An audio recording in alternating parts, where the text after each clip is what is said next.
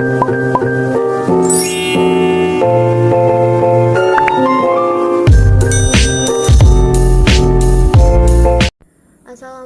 warahmatullahi wabarakatuh. Hai guys, welcome back to my channel. Nah, di video kali ini saya ingin menjelaskan tentang pembelajaran berbasis kompetensi. Apa itu pembelajaran berbasis kompetensi? Kita lihat video selanjutnya ya guys. Tapi jangan lupa like, comment, and subscribe.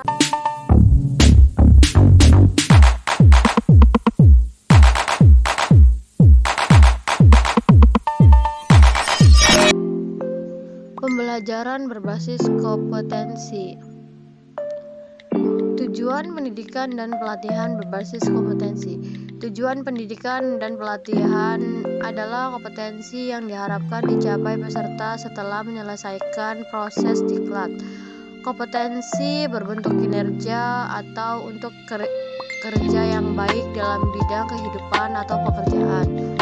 Kinerja yang baik dapat dicapai berkat kemampuan menerapkan pengetahuan, keterampilan, dan sikap perilaku. Bila digambarkan, hubungan antara kompetensi, kemampuan, dan pengetahuan tampak sebagai berikut. Kompetensi ditunjuk dengan kinerja minimal baik. Kompetensi dicapai sebagai hasil penggunaan kapabilitas atau kemampuan dalam pemecahan masalah aktual. Kemudian kapasitas kemampuan sebagai hasil penerapan kombinasi penerapan pengetahuan, keterampilan, dan sikap perilaku. Kapabilitas atau kemampuan disebut kompetensi dasar, diperoleh sebagai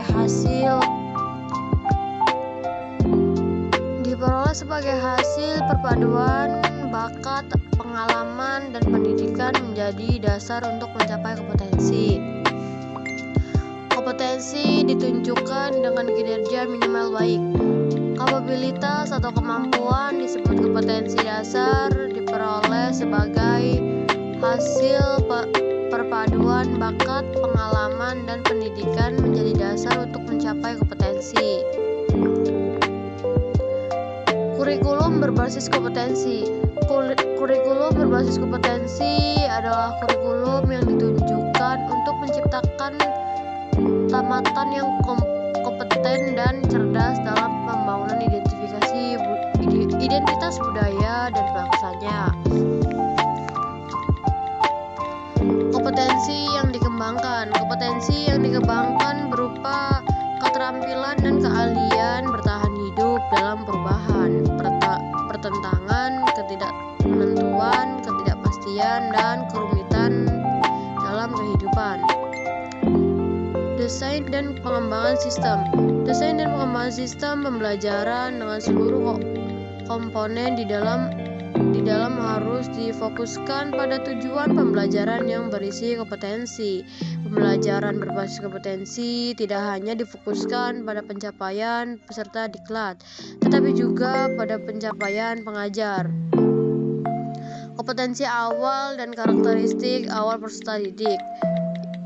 Pihak-pihak yang terkait yaitu ada pihak pertama. Pihak pertama adalah pihak yang paling berkepentingan dalam hasil pembelajaran di masa depan. Mereka adalah pihak yang perlu dibantu penyelenggaraan diklat untuk membangun cita-cita para peserta didiknya.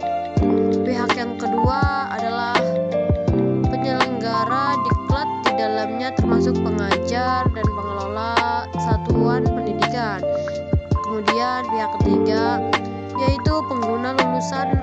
Mereka adalah yang berkepentingan untuk mendapatkan lulusan sebagai kebutuhan lapangan kerja.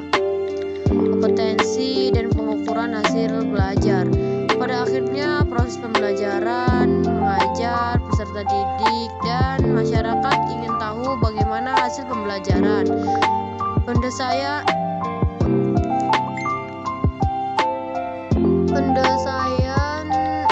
pembelajaran perlu membuat alat pengukur yang dapat mengukur kompetensi yang dimaksud dalam tujuan pembelajaran. Alat ukur yang dinyatakan valid dan alat ukur yang dapat mengukur sesuatu yang seharusnya diukur. Reliable. Perbandingan kemampuan dan kompetensi. Kemampuan dalam kawasan pengetahuan, keterampilan, sikap, kompetensi dasar. Yang pertama ada kemampuan menjelaskan cara membuat proposal penelitian. Kompetensi membuat proposal penelitian yang baik. Kemampuan yang kedua ada kemampuan cara menulis laporan penelitian. Kompetensinya yaitu membuat laporan penelitian yang baik. Yang ketiga ada menguraikan cara penggunaan peralatan laboratorium fisika dengan baik.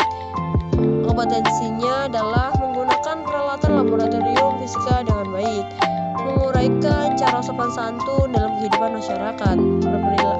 Kompetensinya itu berperilaku sopan santun dalam kehidupan masyarakat. Menguraikan bentuk perilaku gotong royong sesuai ajaran Pancasila. Kompetensinya yaitu bergotong royong sesuai ajaran Pancasila. Hubungan kompetensi dan strategi pembelajaran. Yang pertama, menentukan tahapan dan langkah kegiatan pembelajaran dengan urutan isi yang diarahkan pada pencapaian kompetensi.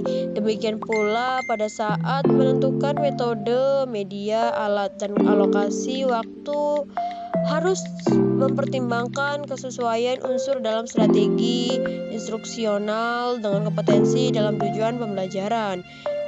Yang kedua, pengajar melaksanakan rencana strategi pembelajaran yang telah disusun dengan memasukkan upaya pemberian motivasi sepanjang proses pembelajaran agar peserta didik memfokuskan perhatiannya pada seluruh pembelajaran. Upaya pemberian motivasi berupa pemberian pujian, menanamkan keyakinan kepada peserta didik bahwa ia secara bertahap akan berhasil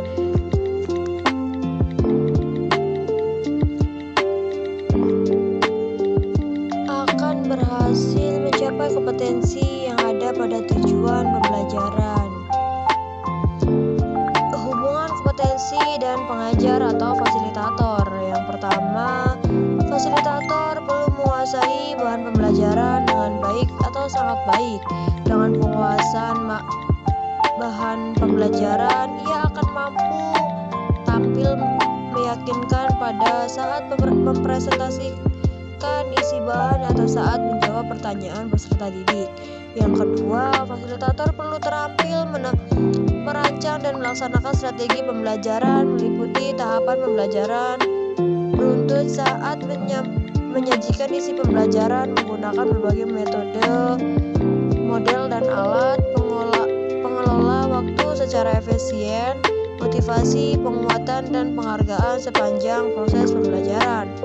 Yang ketiga yaitu ada fasilitator perlu mampu menggunakan sumber belajar yang tersedia di perpustakaan, peralatan laboratorium, ruang pembelajaran, dan mampu menciptakan sendiri sumber pembelajaran jika sumber belajar ideal tidak tersedia. Yang keempat yaitu fasilitator mampu merancang dan menggunakan alat pengukuran yang baik sesuai kompetensi dalam tujuan pembelajaran. Alat pengukuran yang baik dilihat dari validitas, reliabilitas, dan kepraktikan penggunaannya. Yang kelima yaitu ada fasilitator mampu memperoleh dukungan tenaga kependidikan dan pengelolaan satuan pendidikan di tempat kerja. Dukungan tenaga kerja kependidikan berupa penyediaan ruang pembelajaran dan peralatan yang tersedia dari pimpinan satuan pendidikan mendapat kekuasaan bereaksi dan berinovasi dalam melaksanakan pembelajaran. Terima kasih. Mungkin itu saja yang dapat saya sampaikan, kurang dan lebihnya mohon maaf. Semoga bermanfaat bagi kita semua. Wabillahi taufiq wal hidayah. Wassalamualaikum warahmatullahi wabarakatuh.